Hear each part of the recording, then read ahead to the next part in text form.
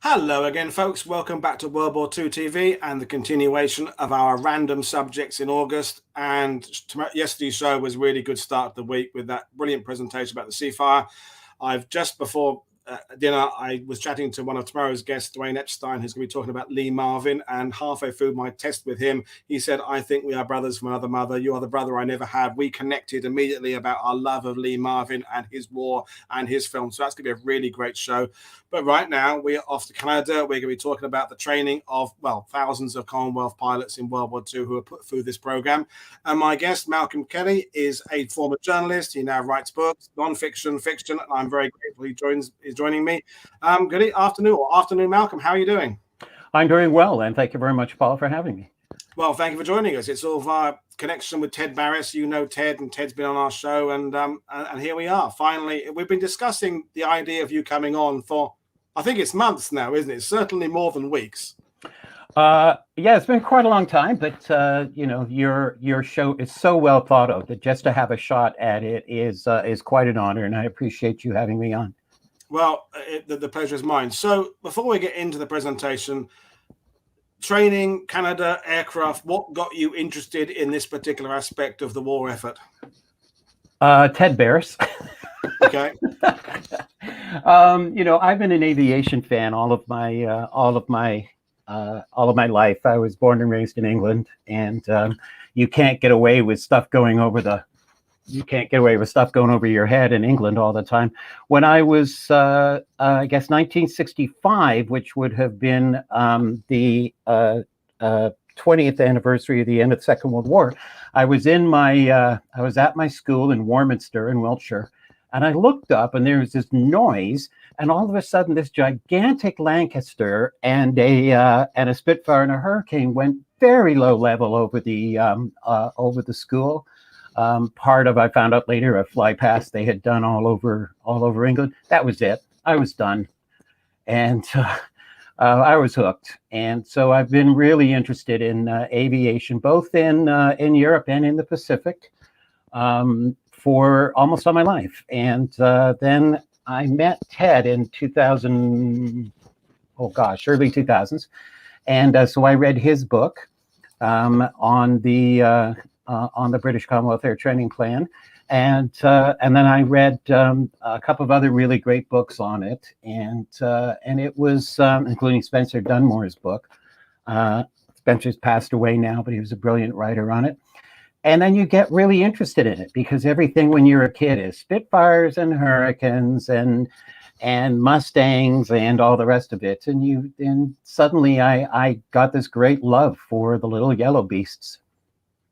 And we, it's come up on other shows. I remember the one we did with Don Russell about his relative who was killed on a B-17 in Germany. Just how long air crews were trained in World War II, just how much training they received and how complicated the process was. And, so often the books talk about it from when they arrived at their squadron in England or yes, wherever it would be around the world. And they forget this huge journey that has been there to get there. And folks, by the way, Malcolm is presenting about the factual side of things tonight, but he is the author of this book that is a novel, a historical fiction novel called Sprog, about pilots who go through this very process we're talking about. So the link to buy the book is in the description below, folks. You know the score. You've been here before, so check that out later on. So as usual, my guests have come armed with a PowerPoint presentation, and we're going to fire it up. And as usual, Malcolm will start talking. I will interject with my usual nonsense and questions and points of clarification.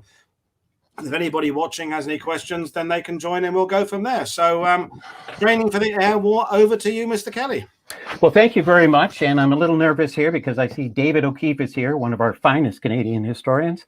And Ted's joined us. And so let's see if we can have some fun with this, okay? Let's take you back, because the first thing I want you to know about is who these kids were when they went off to learn to fly and what was going on in their minds. They were aviation crazy. And the reason they were aviation crazy is, of course, the 1930s were a time when so many aviation records happened and so many new things occurred for them. If you think of the kids who went off to fly, most of them were born 1918 to 1923. So for Lindbergh, if you take for an example, they weren't old enough to really understand Lindbergh, so they mostly read about him, and they were enamored with him. And they certainly weren't old enough to know about Alcock and Brown, who were the first to fly the Atlantic together from Newfoundland to a bog in Ireland, and soft landing though. And so their memories of aviation came from the 30s, and the R100. In Canada, the R100 made an awful lot of flights over Britain, of course, but there were a lot of airships that had flown over Britain, and they went all the way back to the First World War when they were dropping things. But in Canada, to have the R100, 700 feet long, so many of the people that I've spoken to who were flyers in airmen in the Second World War, they remember the R100. And how could you not, to have such a giant? Here, the R100 is going over Toronto's Bank of Commerce building in 1930, which at that time was the tallest building in the Commonwealth. And it's just magnificent. Next slide. And you're talking about an era of firsts. I mean, I live 15 minutes drive from Gold Beach, where the landings were on June the 6th, but whatever year it was, and forgive me for not remembering it, in 1920, there was one of the first flights across the channel, and I was up in Dieppe the other week, and there was a memorial there to some. It's the first flight of this, the first of that, the first of this, and we have so many heroes we look back on, as you'll be talking about, and it's, aviation, I think, especially during the pandemic, it's become just a mode of transport to so many. I'm not talking about the people who restore World War II aircraft, but we think of aviation in terms of how we're going to get from A to B, and we're forgetting that back in the 20s and 30s, it was man's ability to get into the skies. It was man, if you like, defeating gravity with these string bag and string canvas and wood. Balsa wood structures. So it's important for younger people to understand that era was an era where aviation was man's new thing, I suppose you'd call it. And it was freaking dangerous. Yeah, it really was. Here's Bert Hinkler, who I've always been fascinated by. And Bert flew I think it was in 31. Bert flew this immense had this immense thing where he flew down the eastern seaboard from Canada, down the eastern seaboard of the United States, all the way to Brazil. And then he became the first person to fly the South Atlantic solo. And then he flew all the way north again until he got to London.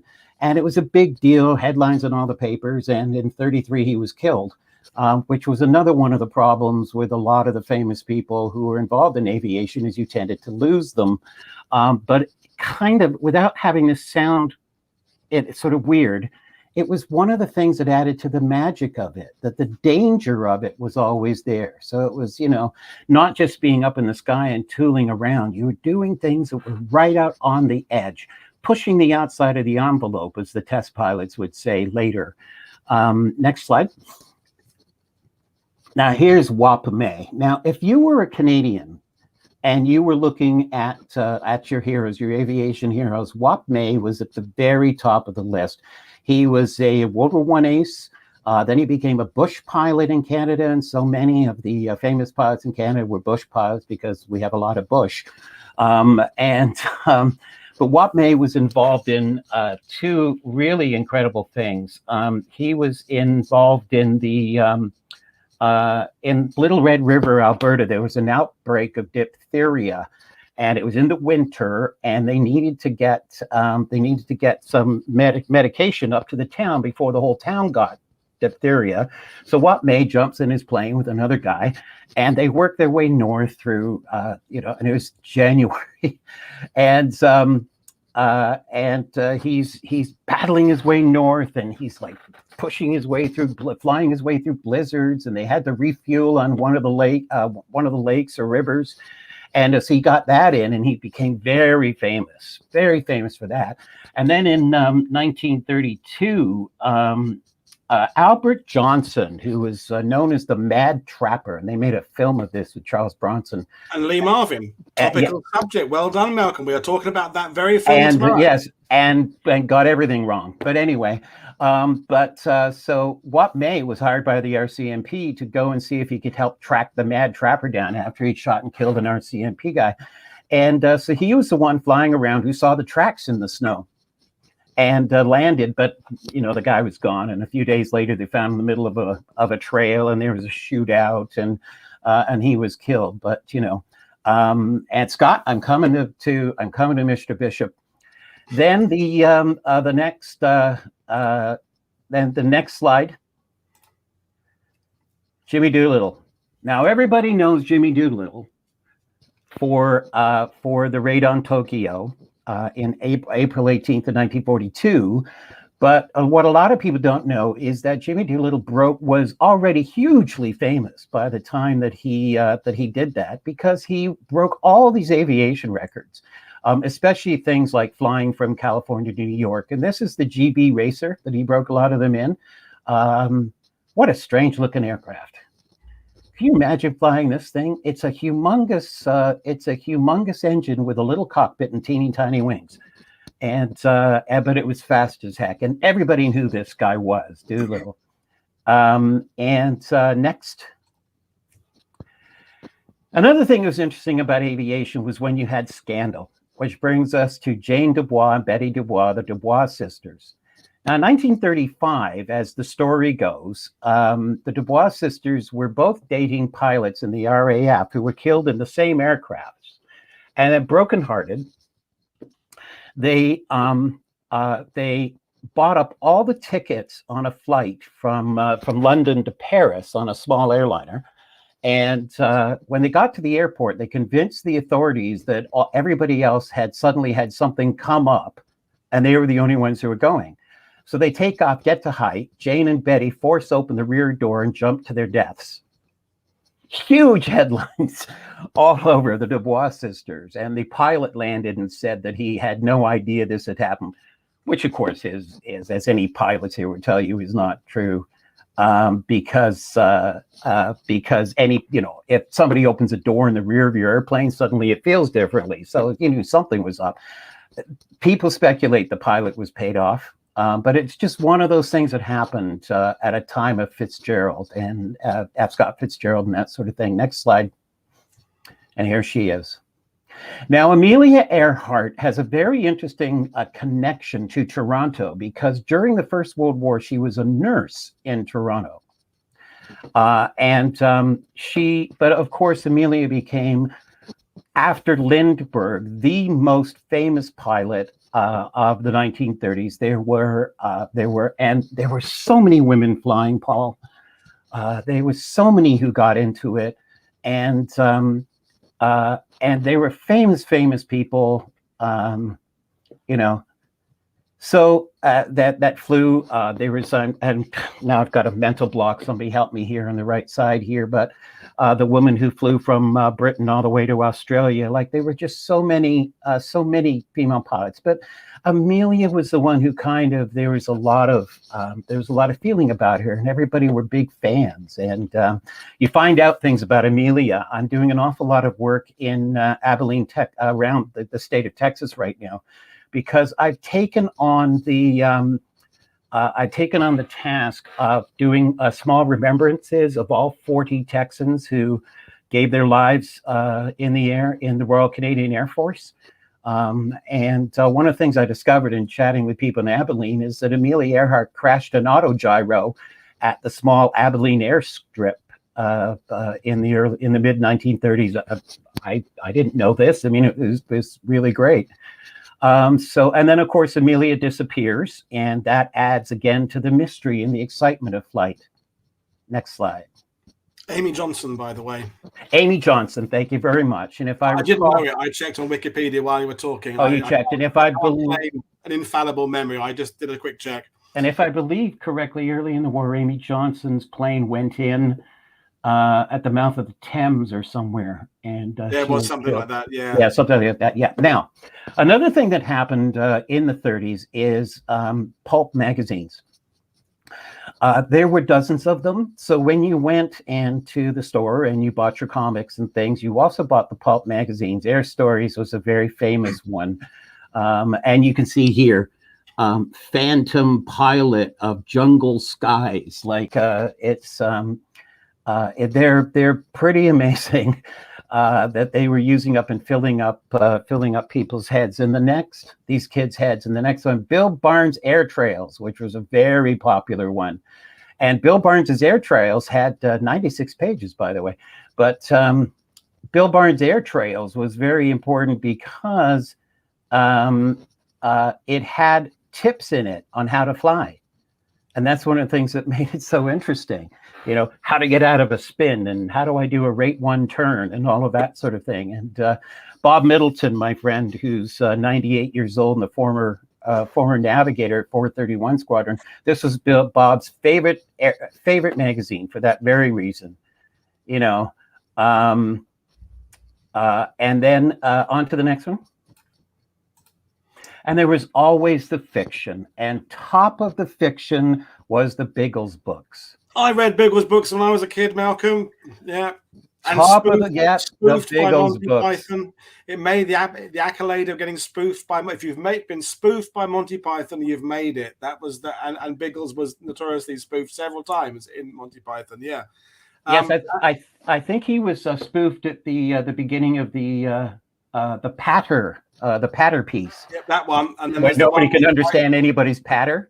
Yeah, there's that, and he's writing a letter to Princess Margaret. We're going off down a rabbit hole, but yeah, we're going down a rabbit hole here. Anyway, yeah, now the point something that I talked to pilots about that they've talked about and things I've read about is that the Biggles books could be pretty dark, and so this was also for them again because it made them feel again the romance of danger because the fact that everything was not just a white scarf and a smile, because a lot of stuff happens in the Biggles books that he loses a lot of friends and things, and and the next one. And then if you wanted something very real, you have Yeats's Winged Victory, which was hugely popular in the 30s. And Yeats had been a pilot in the First World War. And funny enough, I just read Winged Victory about a year ago for the first time. And it is, again, it's dark, so at a time of All Quiet on the Western Front and, and some of the Hollywood films that that came out, it was, Dawn Patrol, which was Dawn Patrol. It was very dark. Very dark. Yeah, that's... I think that was Errol Flynn in it, but it was the themes were dark and there was loss and a kind of almost PTSD and burnout being displayed. And this is 1930, that film, and it was you're right. The aviation at that era was mysterious, exciting, but it had the element of danger that I think some people are. It's what you call adrenaline junkies is the expression we would use today, wouldn't it? The same kind of people who go and do bungee jumping and things like that. It's the thrill of being close to death, but hopefully surviving. Yes, exactly. Moving on to the next slide. Okay, so now I'm going to skip. The war started, they joined up, they went through Manning Depot, they learned to march and ground pound and all of that sort of thing. Because it actually is, it actually is part of something that everybody went through, whether you joined the Marine Corps, the British Army, wherever it is that you joined up, you had, you went through that stuff. So we'll skip that. We're going to go right to initial training. So you went to Manning Depot, you went to initial training, and keep in mind when we're going through here that the BCATP, the British Commonwealth Air Training Plan, which was signed on to by Britain, Canada, Australia, New Zealand in November of 1939, and probably at either 11 o'clock in the morning, 11 o'clock at night, because our Prime Minister Mackenzie King only signed things at 11 in the morning and 11 in the night. He was a fascinating cat. And he probably had a conversation with his dead dog that he did all the time while he was doing this. You went to initial training, and this was where they figured out what you were going to be in terms of what your job was going to be as an airman. And everybody ran into this thing. Ed Link's trainer, the Link trainer, was invented in 1929. Gosh, an awful lot of people. Poor Ed. I felt so bad for him. He was just trying to help, and so many people hated him because this washed so many people out. It was the earliest of the basic trainers, and it was very difficult to control at times. And only the people who had a real feel for being a pilot could do it. And if you could not control the Link trainer, you were out. You're absolutely out. And so I've read so many things and talked to people about, and it's an important part in Sprague. That there were people who go in there and they would say, "I got this because I've been flying all my life," and in my head. And they just couldn't do it. And others went in and they could make this thing just sing. It was like ballet. And that's one of the ways that they were able to figure out if you were pilot material. And then when you were in IT, when you're in initial training, at the end of it, you were sent off for whatever training for whatever job was going to be. So people got to be pilots, or they sent you for navigator if you were really good at mathematics, or they sent you for bomb aimer, or they sent you for gunner, or they sent you for radio. And there was a real trickle down because there were people who were told at this point they were not going to be pilots. And that's why I did all the stuff previously. You think about it, you've dreamed about being a pilot all through the 1930s, struggled through the Depression. So many of the people who came to learn to fly had never driven a car because they couldn't afford it. And they came to here with this big dream, and this metal thing decided whether or not they were going to be a pilot. And it was heartbreaking for some of them. There was actually one of Richard Attenborough's very first films was made in 1945. It was a propaganda film about him trying to be a pilot and Journey Together. Yes, thank you. And about him trying to be a pilot and how disappointed he was to be a navigator. And then, of course, it talks about how important the navigator is. And finally, he's happy. And Everett G. Robinson is in it as his trainer in Texas. And he just can't land a plane. But that thing where he is so brokenhearted that wasn't made up. Some of them were just, just destroyed. So let's inspect that a little bit here. So first thing, and forgive me if it's a stupid question, Lynx, who invented the trainer, he assume he was actually a pilot. He did know how to fly himself. Well, he wanted to be a pilot, and he had taken some private lessons, and the Depression had hit, and his family made organs and player pianos and that sort of stuff. And he took a look and he decided, okay, there's got to be some way that I can use all of this and make a way to train pilots. And so it was invented in 1929, and only a few people bought them. And then as we got closer in the 30s and people realized they had to train more pilots, the more people bought them. And then as it looked like war was about to happen, everybody bought one. And so it was very, very popular. But he wasn't trying to, he was trying to help people, But I'm interested because, I completely understand why we skipped over the fact that when you join the military, even things like the merchant navy, you do a certain amount of square bashing and learning how to salute, because it's not that you need to salute and march on the battlefield. It's about giving people the ability to follow orders instinctively, exactly, and understand a rank structure within whichever organization you're joining. But one of the things that occurs to me when I'm reading, I don't read a huge amount of aviation World War II stuff, but I read a bit, is you get this statement where a wing commander or a group captain, or in America, will say he was a natural pilot. I always think, what the hell does that mean? Because we're human beings. We don't fly naturally. I mean, that's what the birds do, that we walk about on the ground. So what does that mean? Because, within I understand army training better, that a lot of skills are honed by training. You have people who are good shot because they've been hunting or they come from farming, and you get people who are physically fit because they were an athlete.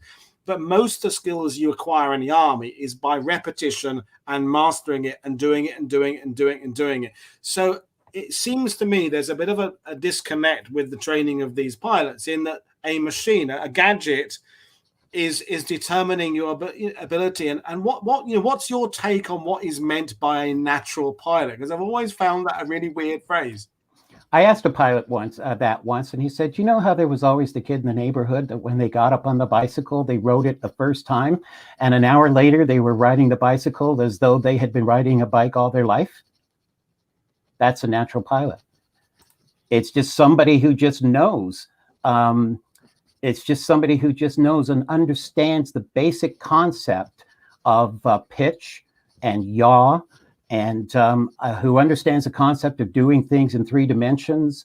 It's just natural, and they have a feel for it. Spatial awareness and obviously an ability to learn new skills quickly, because we all learn at different speeds. And now there were thousands of pilots that were turned out by the training schemes all around the world, who were not necessarily natural pilots, but they learned how to do it, and they had the feel enough to be able to do it. It was not just the natural pilots who got through these schools, but the natural pilots, the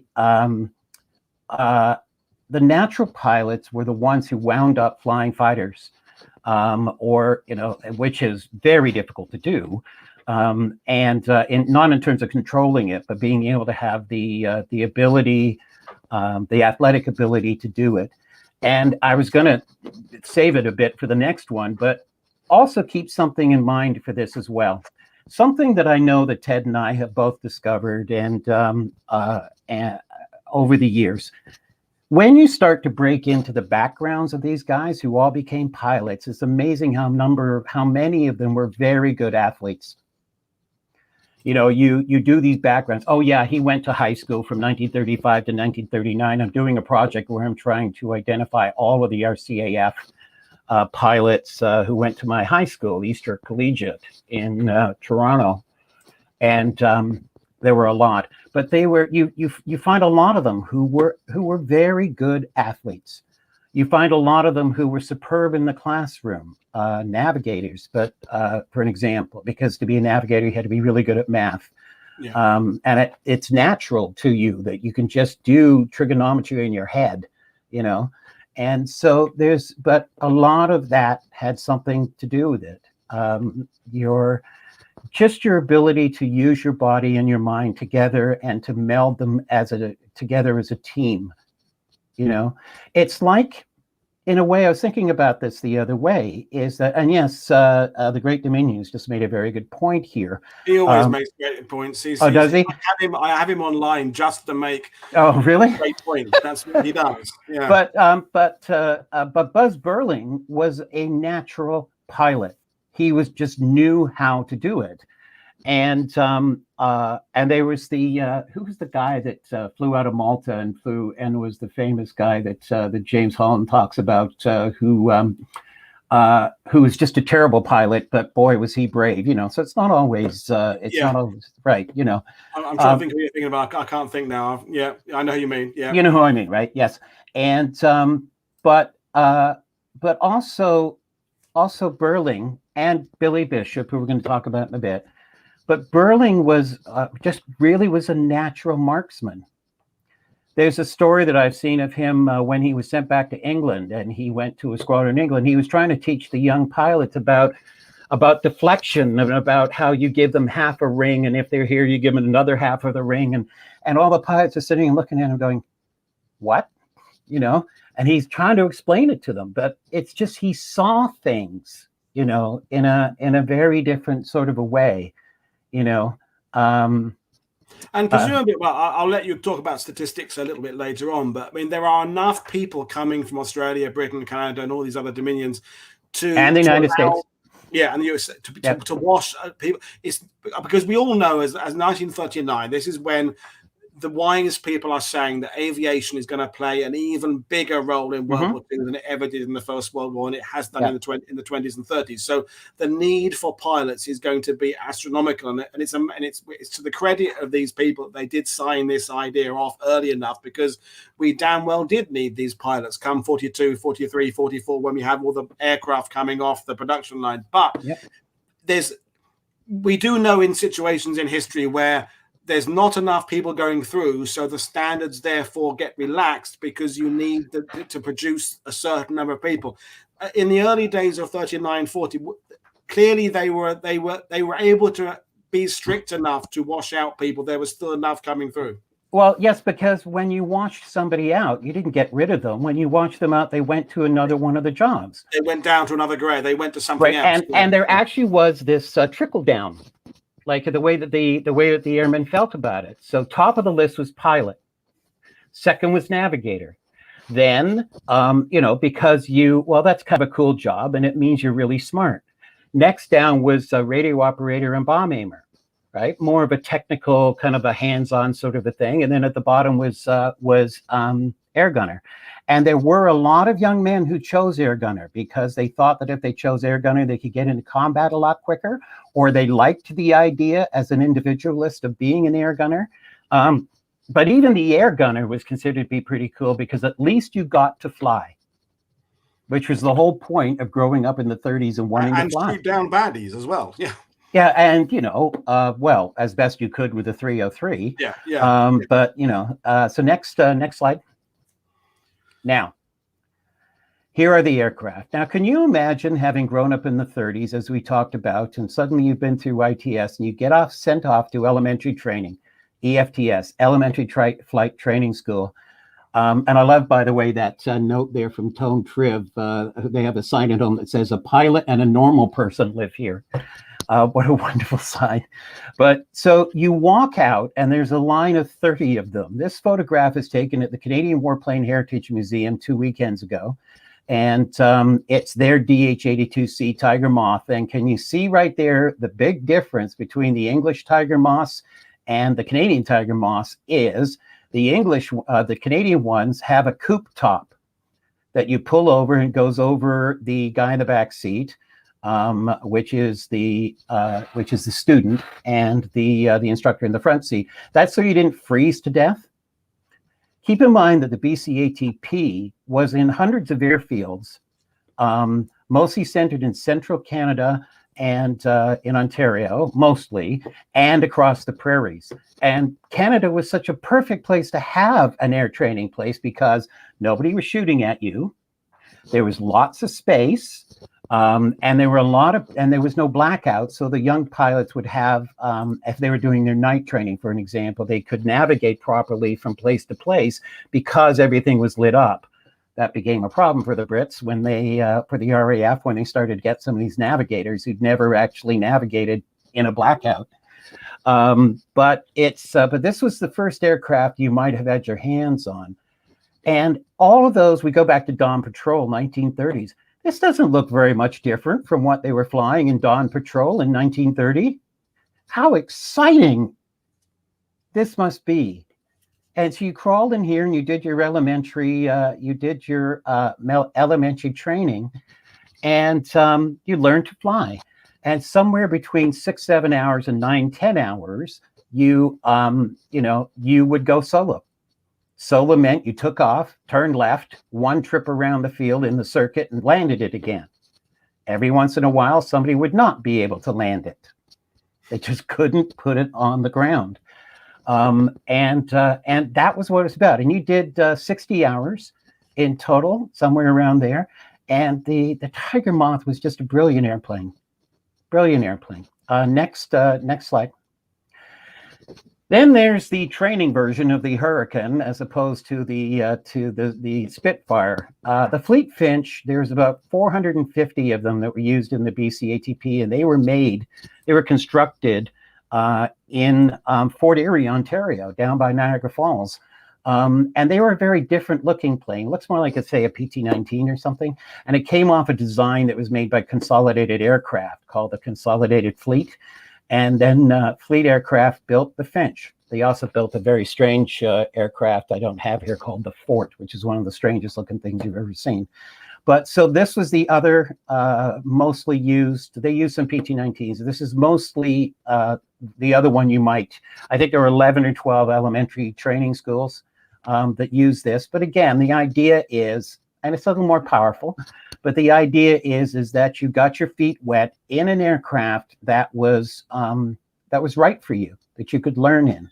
Now, if you didn't solo by 12 or 13 by 12, 13 hours, 14 hours. You had to have a check flight with a Czech pilot who came in Eastern Canada from Trenton, and I think is out of Winnipeg in Western Canada. And then if he took a look at you and said no, then you were washed out. You were gone. So navigator, bomb aimer, or something. Yeah. Right. But you were washed out. Next slide. Now I'd like you to watch this. It's only 2 minutes, and this is something that I made about the Tiger Schmidt, which is what the kids called the Tiger Moth because it was just so cool. The Tiger Schmidt, the Anson, and the pilot maker. Go ahead. Well, here we go, folks. Yeah.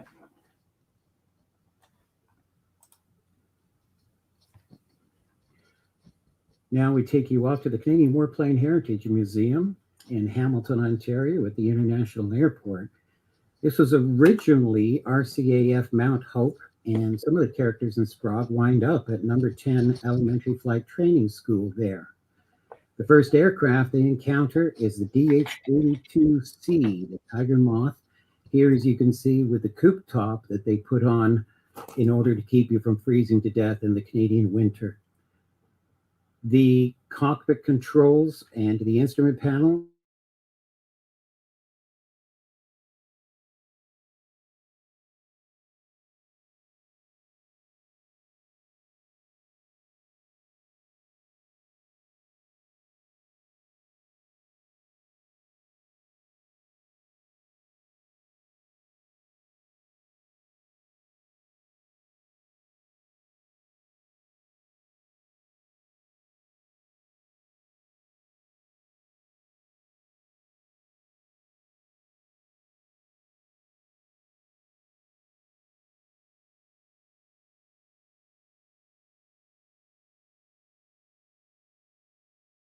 known in the United States as the Texan or the SNJ, built by North American Aviation. This one is from 1951, UM-213. It's a Harvard Mark IV. When you advance to service flying training school on the way to being a fighter pilot, this is the aircraft that you have to master. It could be challenging, especially with its powerful Pratt & Whitney Wasp engine that had a very distinct growling sound, so you could definitely hear it up in the air. The Harvard was challenging to fly, and that's what they wanted. They wanted to know that if you went through this aircraft, that you could handle fighter aircraft in the future. That's why this aircraft's nickname was the Pilot Maker. It stayed in service with smaller country air forces until the early 1990s. And that's one of the reasons why there are so many versions of this still around the world available to fly. Beautiful North American Harvard. Now let's move down the highway to the National Air Force Museum of Canada in Trenton, Ontario, where they have a restored, beautiful version of the Avro Anson Mark II with its unique Jacobs engines. This one was found in a field in Alberta in such poor condition that they were unable to pull off the tail number for her. So after putting her back together so beautifully, they have named her 7207 in honor of an aircraft that crashed at number 31 Bombing and Gunnery School in Picton, Ontario during the war. If you went to service flying training school and you were headed for bombers, you were either on the Anson or the Cessna Crane. And she was known as a faithful Annie because she would bring you back most times for pretty much anything that you did, including having another Anson land on top of you, which happened a couple of times. And as you can see, the Air Force's version is very beautiful. The Avro Anson, one of the main stalwarts of the BC ATP.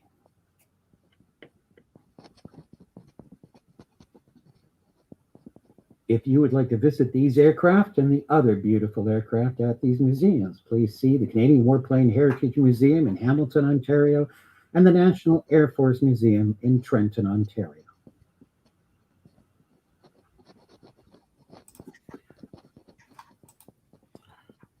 Okay. Now, before we go up to Bill Reed's beautiful answer, let's stop for a second and consider a question I get asked all the time. from people who are new to this. Why are the planes yellow? Well, the planes are yellow so you don't run into each other, so that everybody in the sky can see it. Because can you imagine in Southern Ontario where you have 20 fields, Southwestern Ontario, where you have 20 fields, people are up in the air. Some of them are just up in their first or second solo. Some of them are a little further along, that sort of thing. And they're all trying not to run into each other. So that's why they're yellow. And the phrase "yellow peril" actually comes from the United States, and it was named for one specific aircraft. But I love how, but I used it because when you saw yellow and you were flying a commercial aircraft or something, or you were flying another yellow aircraft, that was peril, because trouble was coming. So get the heck out of the way. And it's, but you can see how you move yourself up there. So you come out of the FTS, you go to SFTS, Service Flying Training, and you went one of two places. All the big boys, the big athlete on campus, they all went, to the Harvard, and we're going to talk about the Harvard more in a bit. And then if you were going to be a bomber pilot, or a reconnaissance pilot or coastal command, you went off to the Anson or the Cessna Crane.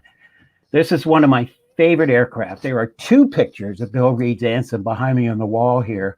Bill and his late wife put this together in the South Island in New Zealand. It took them a long time to rebuild her. She is one of 3 flying Ansons in the world, but she's the one legit World War II Anson, because they were still building them after the war for commercial purposes. She is gorgeous. And I highly recommend people going onto YouTube and looking at some of the flying films, especially the one that they did in the cockpit. And she rattled and she rolled and all that sort of stuff. And people used to say of the Anson that she was 10,000 individual parts flying in formation. And but she was so reliable. The one thing you could not do with her was loop her. Now, there were always rumors that came out of Avro, out of Aviation in England, that the chief pilot, test pilot at Aviation, every once in a while would loop one of these just to make sure you could. But then he knew he was doing, so the loop was it was a proper loop. All loops look a little bit more like they don't really look like complete O's, you know. They look more like the number 0. There's a little bit of not quite thing, but other pilots couldn't do it, because if you tried to loop the Anson, you would wind up coming up and doing a D. So it would kind of fall out at the top because you didn't know how to use her properly. But she was a fantastic aircraft. Next slide. That's where you did your navigation training. Now, there was an excellent point that was just made in one of the notes here. About navigation training on the prairies, that the people who train navigation in the prairies had a better chance to learn something about flying in blackout conditions at night, because they'd be flying along the Canada-US border, the famous 49th parallel. And so it was, but now remember we talked about washing out? Well, one of the things that happened to you, depending on where you washed out as a pilot, if you washed out, say, at SFTS, or they didn't think that you were quite good enough to move along, oftentimes when you got your wings, you wound up flying an Anson, something like an Anson, in training. Just every day you went up there and you flew around. It was, it must have been very, very difficult for those people, you know. Next slide. The famous Brockles P collision. This happened in Australia. There were 2 or 3 instances I've been able to find, and Ted's got one in his book, that happened in Canada, but they tended to happen with somebody was on the runway already and somebody else came along and landed on top of you. This was different.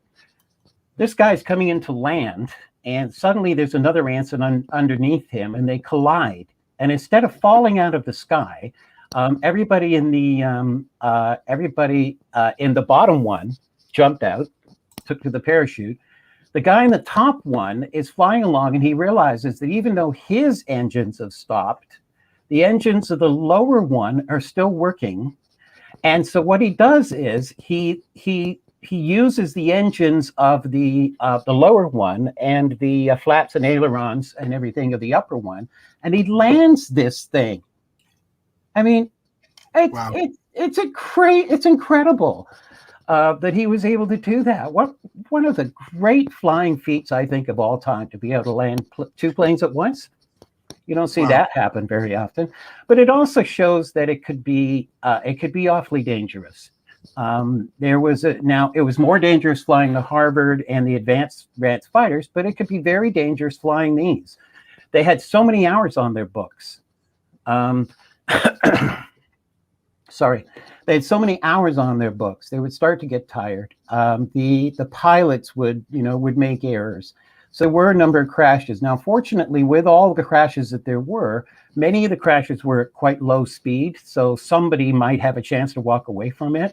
But any aircraft that falls out of a cloud and is no longer controllable, you're done. Next slide.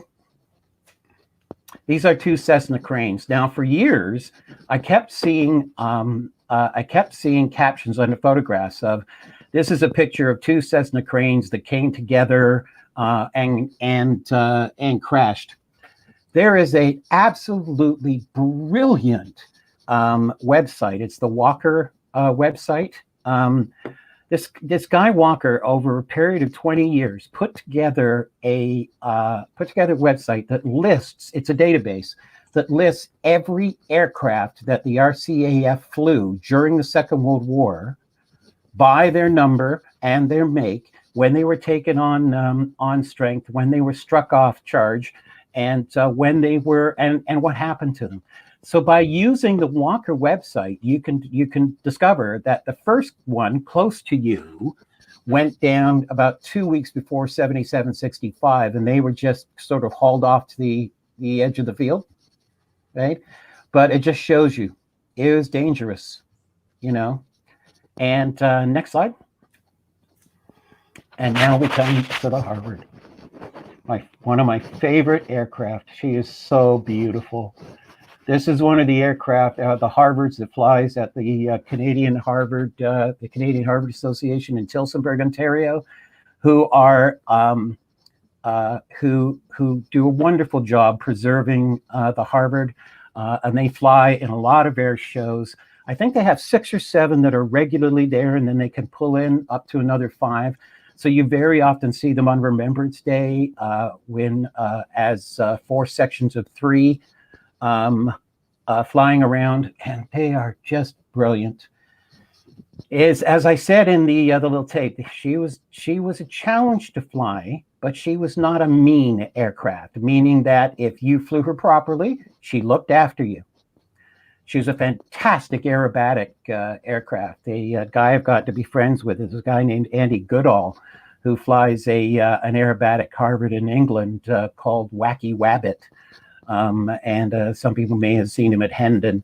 But it's just a brilliant aircraft, and her sound was just fabulous because there's something about the propeller shaft and the attachments in the front that made her growl.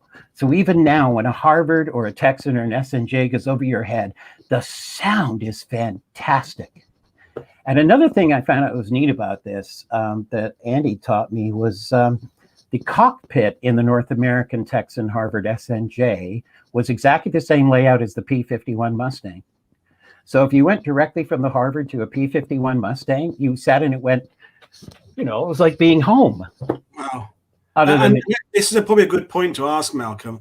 Because I don't know the answers. I genuinely don't know the answers. Was the Harvard conceived to be something else and then became a trainer, or was it designed as a trainer? No, North American built her as a trainer right from the very beginning. So it was designed to be a good, average, steady, do everything the right way, so that then you can go from that and on to other things, other fighters and bombers. And yes, exactly. And the North American Aviation actually built another aircraft that looks very much like this, but does not have retractable landing gear, called the Yale.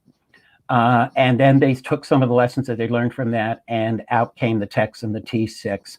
The T6 is the most it is the plane that is most has the most number of surviving aircraft around the world still flying.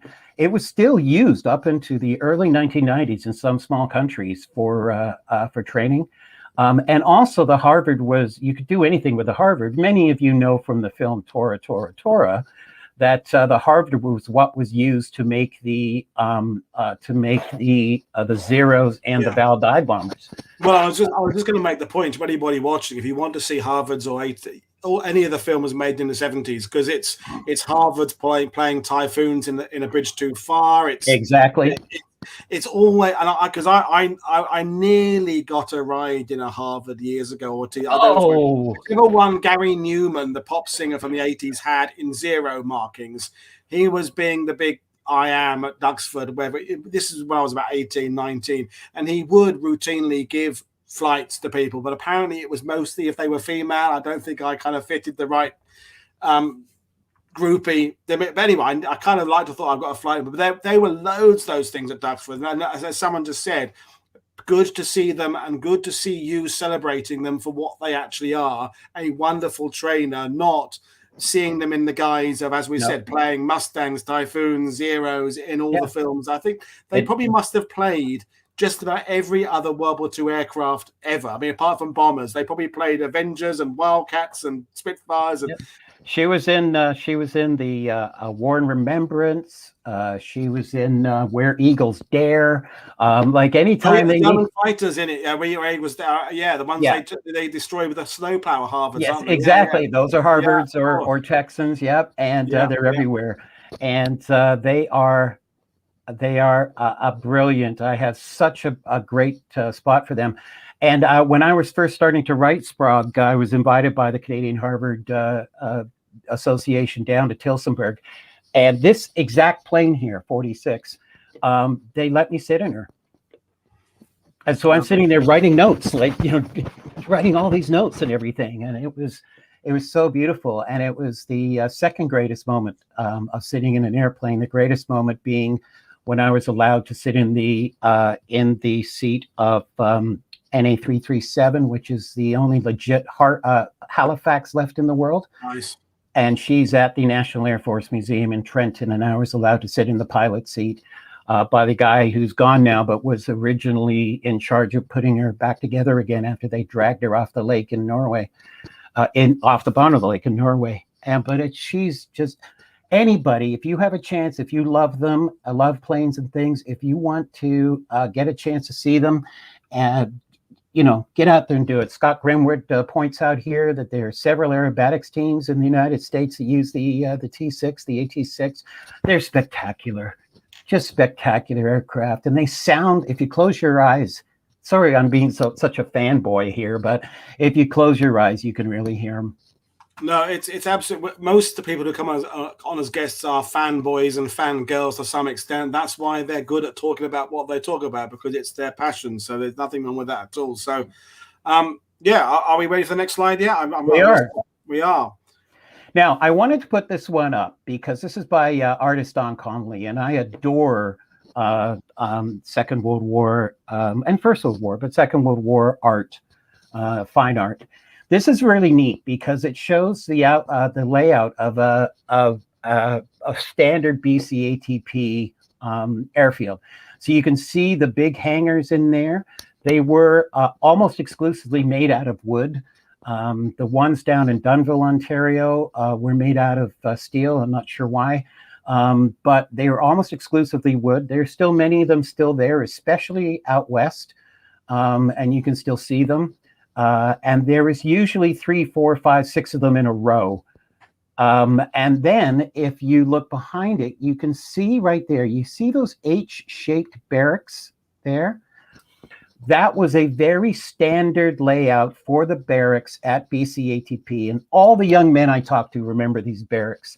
Down each side of the H was the sleeping quarters. And then where you did your ablutions, which for those of you who've never heard of that, that's going to the bathroom and having a shower and doing all your things and shaving and taking care of your personal needs. They were in the middle part of the H. And another thing that's really funny about all of those and all of the office building, the little office huts and stuff, is that at the beginning of the war, some smart guy went to the Royal Canadian Air Force And I think I got this off of Ted's book, but or maybe off of Spencer's. But some smart guy went to the RCAF and sold them brown linoleum. Endless reams of brown linoleum. So every one of these ones that was built practically all across Canada, 100 airfields, had this brown linoleum in them. And I've talked to so many airmen who remember the brown linoleum. Like, could you imagine, Pete? He must have made a hell of a lot of money. Holy cow. It was brown linoleum at my school as well. So, was it? So I guess it was. And one of my little bits of trivia that I got from a Billy Connolly show years ago is most linoleum in Britain comes from Kirkcaldy, the town just across the border to Scotland. And apparently, if you in the days when they made it there, you could be 5 or 6 miles away, and you would smell the smell of linoleum before you got there. That's it's funny how they remember that. You know, it's really funny. Next slide. Now, we've had a lot of fun today. We have talked about a lot of different things and told stories and enjoyed ourselves. But what the British Commonwealth Air Training Plan was doing was deadly serious. This is a photograph that was taken early in the war, I think, at an air observer school, and eventually the AOS is. Where like the AOS was where you finished up your navigation training until after a while the Royal Air Force started to send notes back to the BCATP saying, guys, your navigators aren't good enough. So they set up a new level called ANS, and the Advanced Navigation School. The first one was in Western Manitoba. You look at these guys. There's 24 guys in here. The odds are only 5 of them will survive the war. Wow. 5 of them. Remember that the losses in Bomber Command were 57,000. 57,000. Your chances of making 30, I'm getting emotional here. Your chances of making 30 operations were very small. Very small. And you see all the smiling faces here. And if you could blow that photo up for me for just a second. You see the little white, flash that's in their hats? That meant that they were trainee airmen. And you can see they're leading aircraftmen right now. That was your last rank before you got your wings. A funny story about those little white flashes, by the way, because early in the war, when they're starting to open the schools, the guys who didn't want to, who were living in the towns, the young guys who didn't want all the airmen running off with their girls, tried to convince everybody that white thing meant that you had VD, you had venereal disease. But yeah, that's a sobering thing. I have a photo on my wall in the dining room of my cousin William Bunting with a hat of the same type with the white cadet band, and he was lost over Germany in 1945 on his 3rd tour. So incredible, yeah, it to my family as well, and I'm glad we brought it back to the raw statistics, because in my times in Normandy, when the heroism of the U.S. Marines in the Pacific comes up, or the paratroops in Normandy, you realize that the losses of the 8th Air Force over Germany, the losses of Bomber Command over Europe were absolutely through the roof. And one of the things I was going to mention earlier is, because we've got Battle of Britain Week coming up in September, and Alan Allport, the wonderful Alan Allport, in his book Browned Off and Bloody Minded, and he's going to come on and talk about the Battle of Britain in popular memory. And I wonder whether one of the reasons why the air training plan isn't as regarded as highly as it should be is it does sort of post-date the Battle of Britain. The Battle of Britain pilots were earlier, and I wonder whether that the Battle of Britain is so tied up in how we perceive air power in World War II and heroism that maybe that's one of the reasons why this scheme doesn't get as much credit as it should do. But the numbers who went through this scheme is tens of thousands, isn't it, Malcolm? So, 130,000. So what's your take? Why do you think it's not as? I mean, it's better known in Canada because obviously that's where a lot of it was. I do have a view.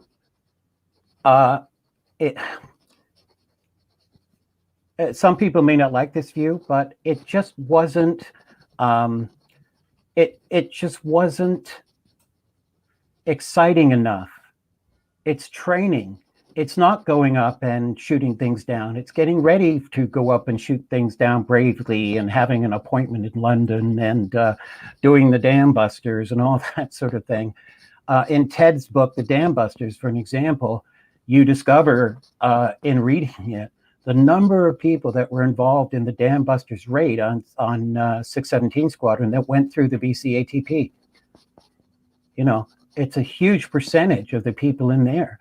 But I think that partly has something to do with it, and it's it's also the type of thing too that people simply don't know, and that's why it's important to tell the story. It's one of the reasons, the two reasons why I wanted to do Sprague is I wanted to tell the story of the BCATP, but I also wanted to tell the stories about who these people were, about who these kids were, and they were kids. Most of them were just like teenagers and post-teen, and you know, about about who they were and what their music was and what their films were, and their terrible troubles trying to pick up girls, they were so bad at it, and their dancing and just what they thought about things. And you think about the effect of the BCATP, for an example, on the early days of the 8th Air Force, and especially the 8th Fighter Command, which is part of the original 8th Air Force. You take a look, for an example, at the 4th Fighter Wing. Two of their two leading aces, John Godfrey and Don Gentile, were both graduates of the BCATP. And they were given permission. Everybody who came through, who had their wings from the RCAF, they were given permission, or the RAF, were given permission when they switched to the American forces to wear their RCAF wings on their right above their right pocket. So when you see photographs of these two incredibly famous fighter pilots, you know, who both came through the Eagle squadrons with the RAF and then transferred in 42, they proudly are wearing those RCF wings. And talking of the Eagle squadron, I'm reminded of the crappy scene in Pearl Harbor, which let's face it, it's not a great movie. Don't get me started. They just, they're leaping in aircraft defending Pearl Harbor. Then suddenly they're with the Battle of Britain. Then suddenly they're in Doolittle because it's exciting.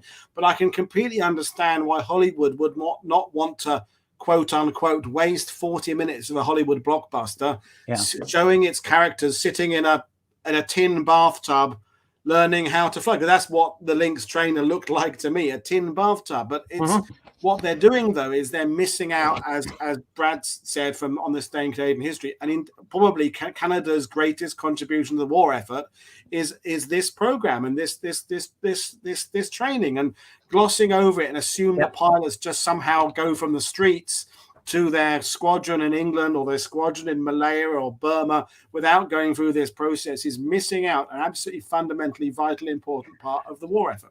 Well, there's something else to remember too. By the way, Franklin Roosevelt referred to Canada as the aerodrome of democracy, which is a very nice thing to say, but damn it, Canada deserved it. You know, this program was a superior program. And part of that had to do with the instructors, you know, and and this is where we get to the man himself, Billy Bishop. Billy Bishop was the most famous Canadian flyer from the First World War. 72 kills, Victoria Cross. Don't please, on the right side here, start getting into the whole, did he really shoot them down? Yes, he did. I'll do that argument with you another day. But I'm willing to do it too. But this guy was sort of like a godlike figure to all of these kids, Billy Bishop. And when they were starting the BCATP, one of the things they didn't have, Paul, was pilot instructors. So they went to Bishop and they said, "You got any ideas?" And he said, "Yeah, I got a buddy in the States, Clayton Knight. And Clayton flew in the First World War and we've been buddies, and let me talk to him."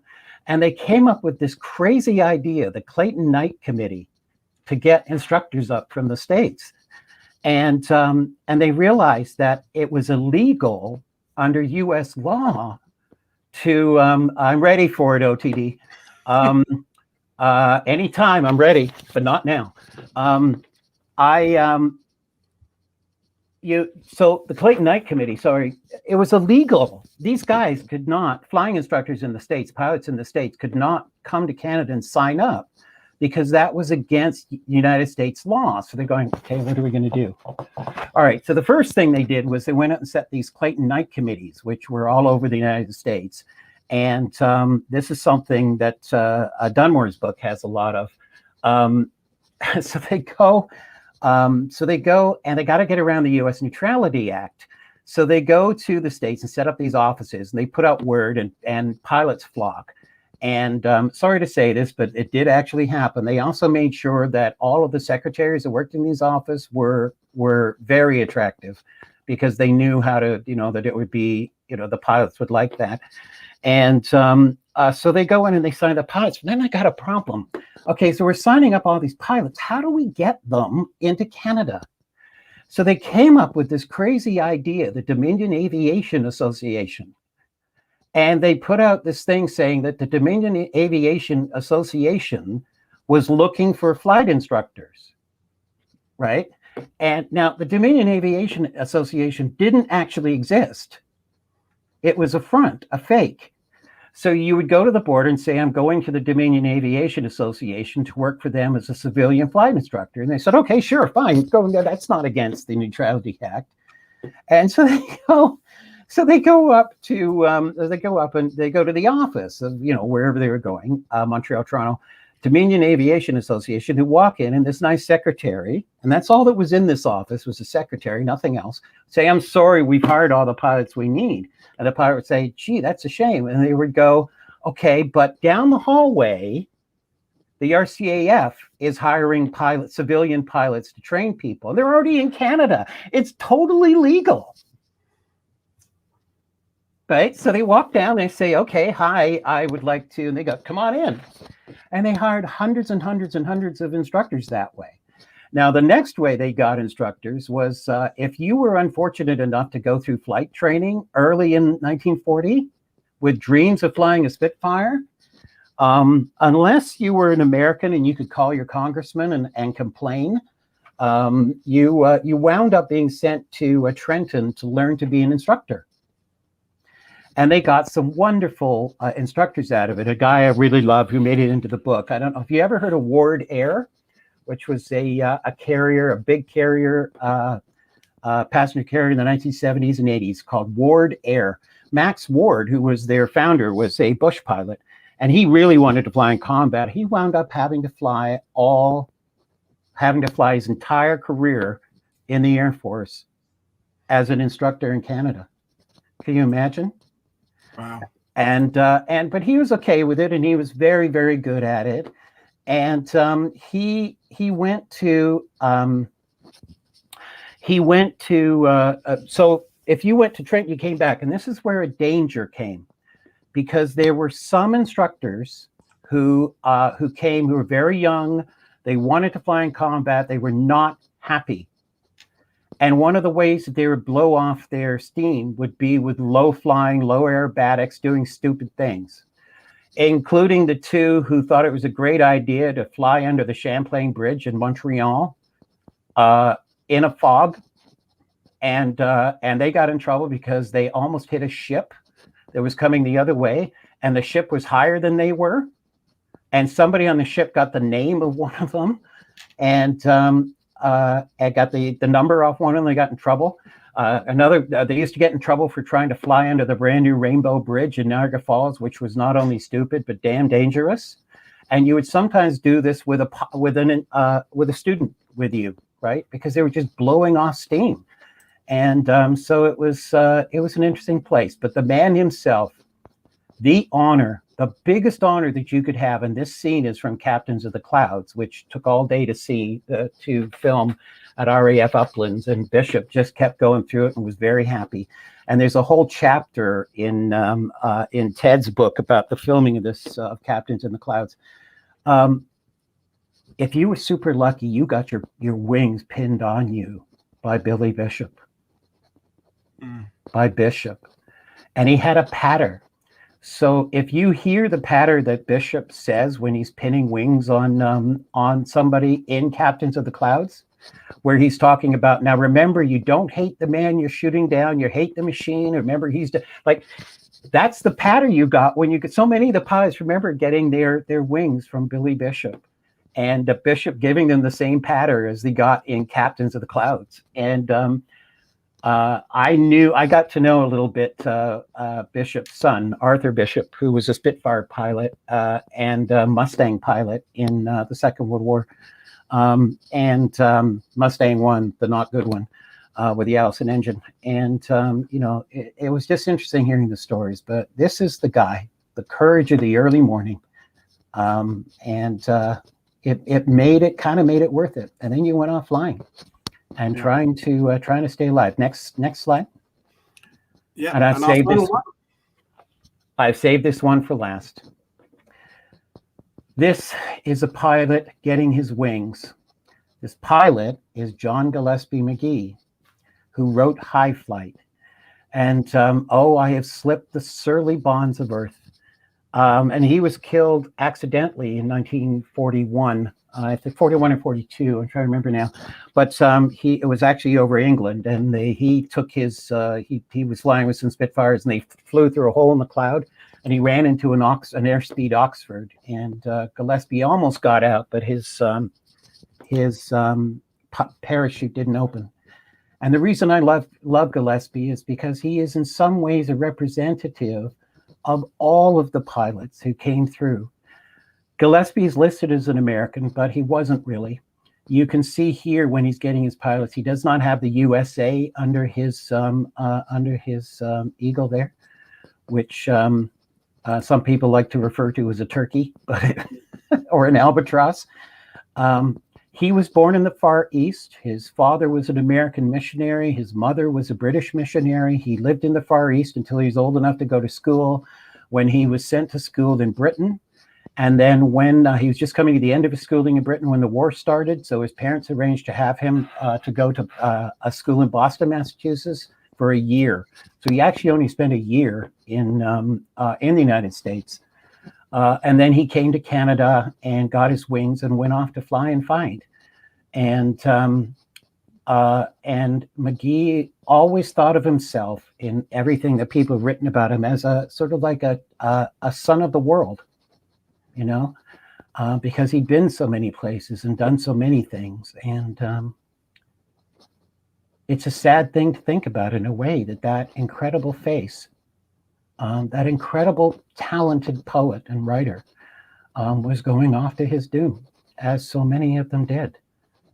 And that is a wonderful way to kind of bring things to an end. And I'm thinking, Malcolm, about, again, I've referenced it a couple of times recently, not that I'm on a mission or anything, but the new Normandy Memorial in Vers-sur-Mer in just down the road from me, that lists all the people who died from June the 6th onwards. But again, it's not referencing all the deaths that have been lost along the way. How many pilots who were lost in training, how many accidents happened to get these people there. And I like the idea of connecting the dots and all these things. And we are, myself included, we're too interested, we're too obsessed with the combat and the missions and the exciting and big week and 1,000 bomber raids and the Battle of Britain and the Eagle Day. And we forget that all of that success is rooted in where these men came from and how they were trained through this scheme and others, and all the training that all Allied servicemen went through in World War II, all the square bashing in the parade grounds of Britain, all the camps across the USA where the men of the Army and the Marine Corps got their first taste of military life. We don't talk about it enough. So, well, it's been an extraordinary show, Malcolm, and the sidebar conversations have been very interesting. So remind us again where people can get a copy of your book, and it's out now. Well, I've got a copy in my hand, so it is obviously out now. But it is a novel. Yes, you can get it. It's a novel. It's available anywhere online, with a couple of exceptions. It's at Waterstones, everywhere you can think of, Amazon, BAM, which is Books A Million, all sorts of places you can think of. It's available. We haven't got it to Smith's yet, but and we're trying to get it now into the stores for the early fall, for the Christmas rush.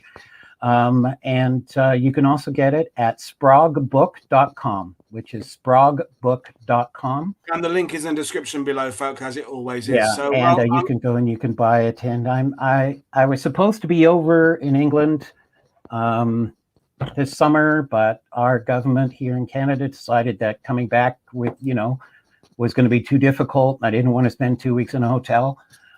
So at my own expense to come back, but I will be back next summer. Again, I hope, and I'm missing Warfest, damn it. And one day I'm going to knock on your front door and we're going to go for a 62-mile walk. Okay, if you say so, yeah. Up and down the beaches. It's funny. As long as there's a Guinness at the end, I'm good with that. That's fine. Yes, as long as there's a Guinness at the end. And bring Mr. Barris with you as well, because I think we could have some things to talk about. So yeah, no, it's been great. If I got you and Barris at a French cafe, I may as well just sort of like I'll just sit there and listen because the two of you. As long as you pay for the drinks, me and Ted will talk. No, yes. I'll just remind you what we got coming up, and I'll come back and say thanks to you in a second. So folks, again, don't forget 2 shows tomorrow. So 7 p.m. UK time, we've got a Lee Marvin show with Dwayne Epstein talking about his career in the war. And then at 8:30 UK time, a shorter show, probably 30 minutes, about the new short film that is being put together about Audie Murphy. You may have seen the original 1955 To Hell and Back, but there's a new short film being made, and the director, producer, main guy behind that, Michael Ackerman, is coming on to talk about that. And believe me, his attention to detail about getting that story right is going to be amazing. So that'll be something to look forward to. And then it's Hollywood again on Friday with Hedy Lamarr, not with Hedy Lamarr, with a show about Hedy Lamarr with the wonderful Heather Massey, who has a wonderful solo one-woman show about Hedy Lamarr. And then, of course, Thursday is our epic DEP 79th anniversary live stream. With David O'Keefe joining us, and Alex Black from the Juno Centre, the Canadian history, is also joining us for reasons I'll explain the day. And we've got some amazing footage I took a few days ago in Dieppe to support that show. So as usual, folks, don't forget to check us out on Twitter. If you would consider becoming a patron, it helps me about being able to fund bringing you these shows. Check out Malcolm's website and the book in the description below. So that's all the housekeeping done. It now just remains me to say thank you very much, Mr. Kelly, for joining us. And you are welcome whenever you want to come back and take on one of these subjects in a deeper dive, or talk about your next book, or talk about some of the people you've researched. You're more than welcome to come back. So did you enjoy it? Thank you very much. And thank you very much for having me on, Paul. And it was a pinch raid. Good. It was indeed a pinch raid. Yeah, we're talking about Dieppe. So there we are, folks. This is Paul Woodhouse for World War II TV. I will see you all again tomorrow. So thank you very much for giving us an hour and a half or an hour and 15 minutes of your time. Enjoy the rest of your day. Thanks, folks.